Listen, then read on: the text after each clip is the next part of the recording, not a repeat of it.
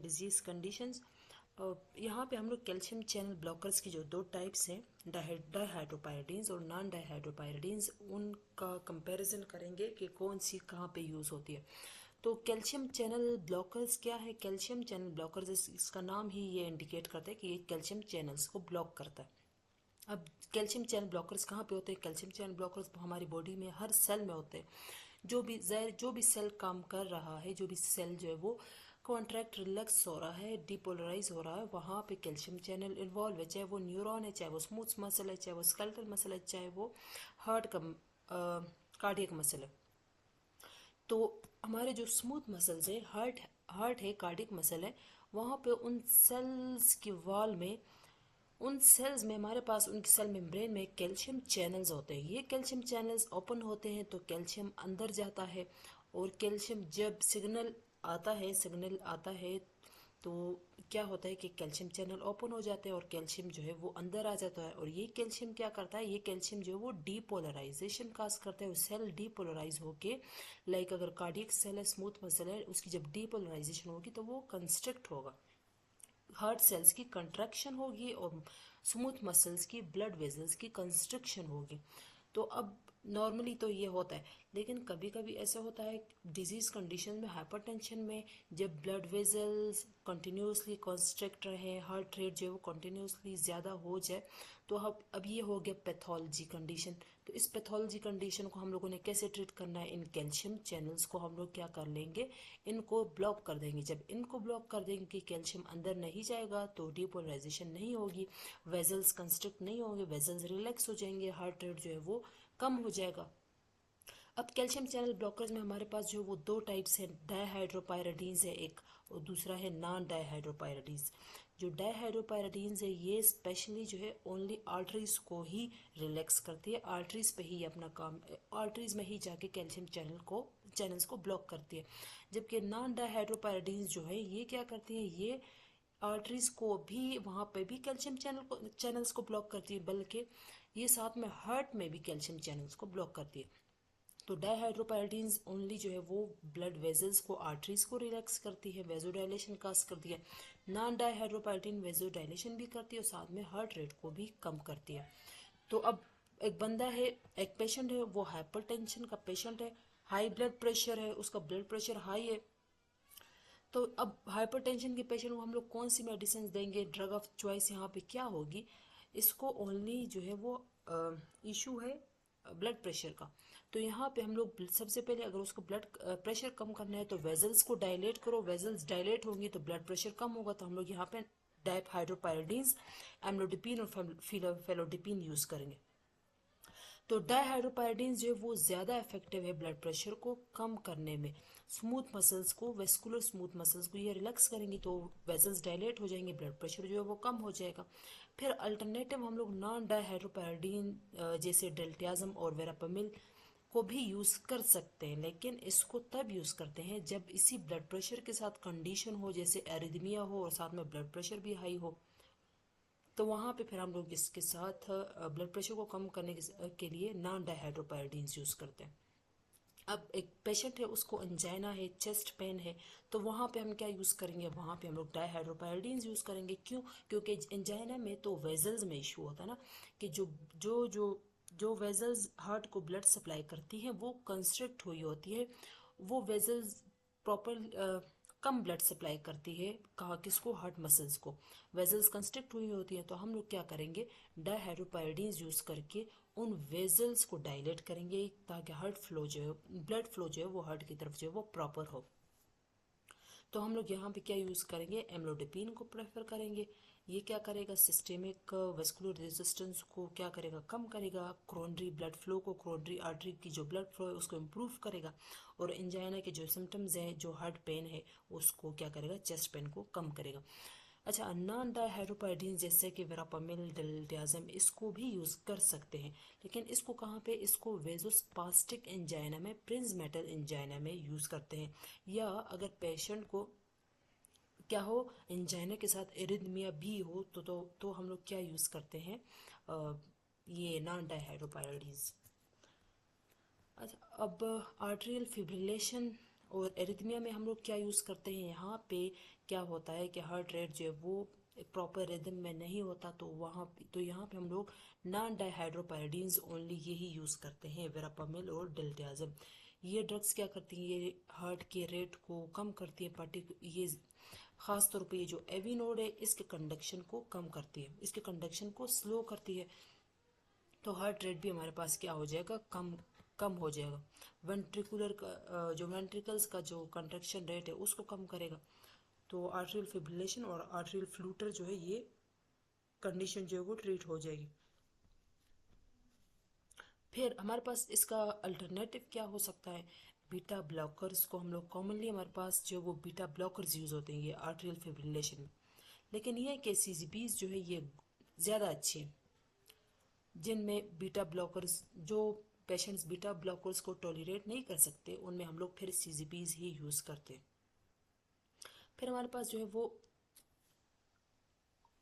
रायनॉड disease है। इस disease में क्या होता है कि जो एक्सट्रीमिटीज़ हैं उसकी तरफ ब्लड फ्लो कम होता है, एक्सट्रीमिटीज़ हमारी जो है वो उनमें वेजो कंस्ट्रिक्शन हुई होती है, तो एक्सट्रीमिटीज़ हमारी जो है वो काम नहीं कर रही होती, तो ब्लड फ्लो वेजो कंस्ट्रिक्शन हुई होती है, ब्लड फ्लो कम होता है, तो इस वेजो कंस्ट्रिक्शन को वेजो डायलेशन करने के लिए हम लोग क्या करेंगे, वेजो डायलेशन के लिए क्या देंगे, डायहाइड्रोपायरिडीन्स, क्योंकि मसला आर्टरीज में है, हार्ट में तो नहीं है, तो हम लोग डायहाइड्रोपायरिडीन्स हमें पता है ये ओनली आर्टरीज को ही डायलेट करता है, तो हम लोग डायहाइड्रोपायरिडीन्स यूज़ करेंगे। ये क्या करेगा, आर्टरीज को डायलेट करेगा, तो ब्लड फ्लो जो है वो फिंगर्स की तरफ जो है वो ज़्यादा हो जाएगा, जो एक्सट्रीमिटीज़ है, और ये जो कंडीशन है ये जिसमें हमारी जो फिंगर्स हैं वो क्या हो जाती है, स्टिफ हो जाती है, वो ट्रीट हो जाएगी। डायहाइड्रोपायरिडीन ज़्यादा इफेक्टिव है ना ये रायनोड डिजीज़ को ट्रीट करने के लिए, वेजो कंस्ट्रक्शन जो एक्सट्रीमिटीज़ में होती है उसको वेजो डायलेट उसमें डायलेशन काज कर लेगी। फिर है हमारे पास हाइपरट्रोफिक कार्डियोमायोपैथी। हाइपरट्रोफी में क्या होता है कि हार्ट का जो साइज़ है वो बढ़ जाता है, तो यहाँ पे भी हम लोग जो है यहाँ पे हम लोग जो ड्रग ऑफ चॉइस है वो नॉन डाइहाइड्रोपायरिडीन है, वेरापामिल डिल्टियाज़म यूज़ करते हैं, क्योंकि ये जो एजेंट्स है ये मायोकार्डियल कॉन्ट्रैक्टिलिटी को और हार्ट रेट को कम करेगी। होता ये है कि हमारे पास जब हार्ट में हाइपरट्रॉफी हो जाती है, हार्ट का जब साइज बढ़ जाता है, तो वो जो न्यू सेल्स जब हार्ट में बनते हैं ना, तो वो ऐसे सेल्स होते हैं कि वो कंट्रैक्शन और रिलैक्सेशन नहीं कर सकते, तो हार्ट पे एक प्रेशर सा बना होता है कि, और हार्ट जो है वो इस काबिल नहीं होता कि वो ब्लड को पंप कर सके, तो हम लोग क्या करते हैं, हार्ट रेट को कम करने के लिए उसकी कंट्रैक्शन पावर को कम करते हैं, क्योंकि हार्ट के जो सेल्स हैं वो वीक होते हैं, वो इस काबिल नहीं होते कि वो ब्लड को पंप कर सके, तो हम लोग क्या करते हैं उस हार्ट रेट को कम करने के लिए हार्ट नॉन डाइहाइड्रोपायरिडीन जो है वो पेशेंट को देते हैं, ताकि हार्ट रेट जो है वो कम हो जाए और हार्ट को ज़्यादा फोर्स ना लगाना पड़े ब्लड को पंप करने में। इसके अलावा इसका जो अल्टरनेटिव है वो बीटा ब्लॉकर्स भी है, ये भी क्या करती है, ये जो हाइपरट्रॉफिक कार्डियोमायोपैथी इस कंडीशन में ये भी हेल्पफुल है, या फिर ऐसे होता है कि हम लोग इसको कॉम्बिनेशन में यूज़ करते हैं कैल्शियम चैनल ब्लॉकर्स के साथ।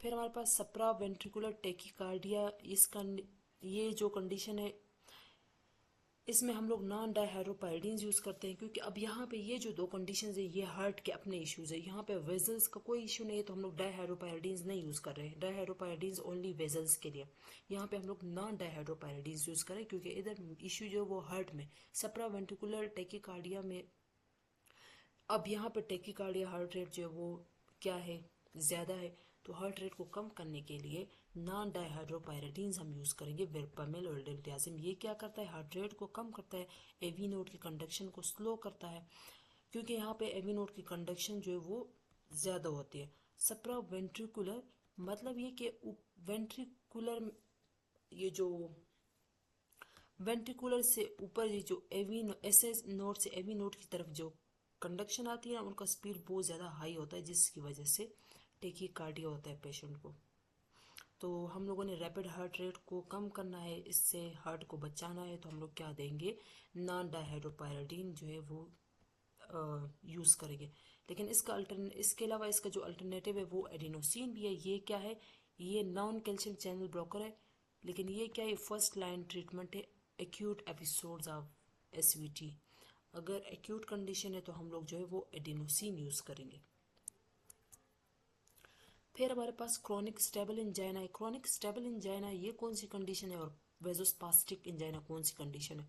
क्रॉनिक स्टेबल एंजाइना में ये होता है कि हमारी जो ब्लड वेसल है वो कंस्ट्रिक्ट हो जाती है ड्यू टू एथेरोस्क्लेरोसिस। लिपिड जो लो डेंसिटी लिपिड्स होते हैं वो वहाँ पे एक्यूमुलेट होकर ब्लड वेसल्स को कंस्ट्रिक्ट कर लेती है, तो ब्लड फ्लो जो है वो हार्ट की तरफ कम हो जाता है और हमें एंजाइना चेस्ट पेन फील होता है। और जबकि वेजोस्पास्टिक प्रिंस मेटल एंजाइना में क्या होता है, इसमें जो ब्लड वेसल है वो कंस्ट्रिक्ट हो जाती है। यहाँ पे लिपिड्स की डिपोजिशन नहीं होती, ना ही एथेरोस्क्लेरोसिस होती है, यहाँ पे वेसल ही कंस्ट्रिक्ट हो जाती है। ये जो कंडीशन है ये हमें ज़्यादा मसला क्रिएट करती है ड्यूरिंग द एक्सरसाइज, और ये कंडीशन हमें रेस्ट में भी हमारे लिए प्रॉब्लम क्रिएट करती है, चेस्ट पेन क्रिएट करती है। इसके सिम्टम्स हमें रेस्ट में भी मिलते हैं, क्योंकि यहाँ पे वेसल ही क्या हो गई है, किसी भी कंडीशन की वजह से क्या हो गई है, स्टिफ हो गई है, कॉन्स्ट्रिक्ट हो गई है। तो ब्लड फ्लो हार्ट की तरफ कम होगा तो हमें चेस्ट पेन फील होगा, हार्ट पेन फील होगा, क्योंकि ब्लड फ्लो ही कम है हार्ट की तरफ, तो वहाँ पे उसको ऑक्सीजन नहीं मिल रहा, हार्ट के जो मसल्स हैं उसको न्यूट्रिएंट्स नहीं मिल रहे, तो हमें पेन फील होगा। तो हम लोग जब तो क्रॉनिक स्टेबल एंजाइना में क्या यूज़ करेंगे, डायहाइड्रोपायरिडीन्स यूज़ करेंगे, लाइक एम्लोडिपिन यूज़ करेंगे। तो हाँ, यहाँ पे हम लोग एम्लोडिपिन यूज़ करके क्या करेंगे, मायोकार्डियल ऑक्सीजन डिमांड को कम करेंगे। कैसे कम करेंगे, आफ्टर लोड को कम करके।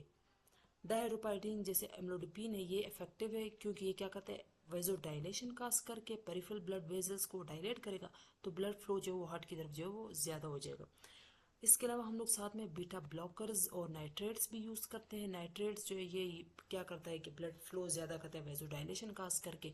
बीटा ब्लॉकर जो है वो हार्ट के ऊपर जो स्ट्रेस है, हार्ट लोड है, आफ्टर लोड है, उसको कम करता है, तो हार्ट को ज़्यादा फोर्स लगाने की ज़रूरत नहीं होती, तो ऑक्सीजन और न्यूट्रिएंट्स की डिमांड भी उसकी कम हो जाएगी, तो पेन जो है वो कम हो जाएगा। वेजोस्पास्टिक प्रिंस मेटल एंजाइना में क्या होता है कि हम लोग इसमें यहाँ पे डायहाइड्रोपायरिडीन्स, निबेटिपिन, एम्लोडिपिन भी यूज़ करते हैं, और नॉन डायहाइड्रोपायरिडीन्स भी यूज़ करते हैं, लाइक डिल्टियाज़म और वेरापम्बिन। तो इससे क्या होगा, एक तो कैल्शियम चैनल ब्लॉक होंगे आर्टरीज में, तो ब्लड ये जो वेजल्स हैं वो डायलेट हो जाएंगे। दूसरा ये कि हार्ट रेट भी कम हो जाएगा, तो आफ्टर लोड कम होगा तो हार्ट को ज़्यादा फोर्स लगाने की ज़रूरत नहीं होगी हार्ट को ब्लड को पंप करने में, तो कार्डियक मसल्स की जो ऑक्सीजन और न्यूट्रिएंट्स की डिमांड होगी वो भी कम हो जाएगी, तो हार्ट पेन हमें फील नहीं होगा। Post myocardial infarction, heart attack के बाद हम लोग क्या यूज़ करते हैं, डायहाइड्रोपायरिडीन्स, एम्लोडिपिन यूज़ करते हैं। अगर पेशेंट जो है वो क्या है, उसको हाइपरटेंशन है या फिर इंजाइना है, तो हम लोग एम्लोडिपिन यूज़ करेंगे, डायहाइड्रोपायरिडीन्स आफ्टर हार्ट अटैक। अच्छा, एमआई के बाद ब्लड प्रेशर को मैनेज करने के लिए और फिर रिकरेंट एंजाइना को मैनेज करने के लिए हम लोग क्या यूज़ करते हैं, डायहाइड्रोपायरिडीन्स। इसके अलावा बीटा ब्लॉकर्स भी यूज़ करते हैं। क्यों यूज़ करते हैं एमआई के बाद, ताकि हार्ट को दोबारा हार्ट, क्योंकि हमारा जो हार्ट है उस मायोकार्डियल इन्फार्क्शन हुआ है ना, वहाँ पे हार्ट मसल्स जो है वो उनकी डेथ हो गई है, तो हम चाहते हैं कि अब हार्ट ज़्यादा फोर्स ना लगाए ब्लड को पंप करने में, तो वहाँ पे हम लोग बीटा ब्लॉकर्स यूज़ करते हैं। ये हमारे पास टेबल है जिसमें हम लोग डिफरेंट डिजीज़ हैं और कौन सी डिजीज़ में कौन सी मेडिसिन, कौन सी ड्रग यूज़ करनी है और उसका मैकेनिज्म ऑफ एक्शन क्या है।